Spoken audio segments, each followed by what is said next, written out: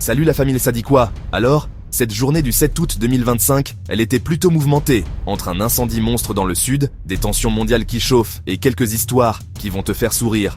On fait le tour de l'actu ensemble. On commence forte avec la France. L'Aude vit un véritable cauchemar. Le plus gros incendie de l'été dévore déjà 16 000 hectares. Imagine Paris qui part en fumée. Plus de 2100 pompiers sur le pont. Malheureusement, une victime, 3 personnes disparues. Bayrou sur place parle de catastrophe climatique inédite. Mais tu sais quoi? Dans cette galère, on voit le meilleur de l'humanité. Marseille, Toulouse, partout en France, les gens ouvrent leurs portes, organisent des collectes. L'association Quartier Debout a déjà récolté 20 000 € en une journée pour l'opération d'Award de replanter les corbières. Ça, c'est la France qui se serre les coudes.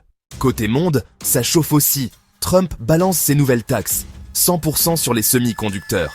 Les bourses européennes plongent, le Danemark s'énerve pour le Groenland.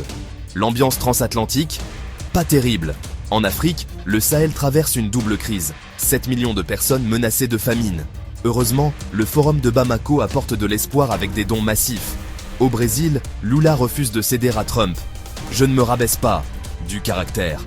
L'Inde jongle entre États-Unis et Russie. La Corée du Sud ouvre ses portes aux touristes chinois.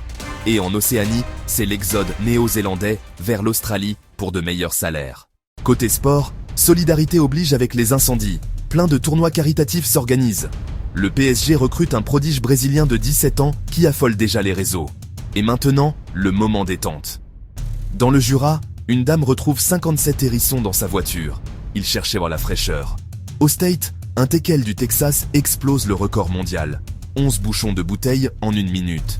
Respect total. Demain, prépare ta casquette. Paris 28 degrés C, Marseille 35 degrés C. Vigilance canicule dans le sud. Week-end ensoleillé partout. Et voilà pour ton tour du monde de l'actu sadiquois. Entre les drames qui nous touchent et les petites histoires qui nous font sourire, on garde la tête haute.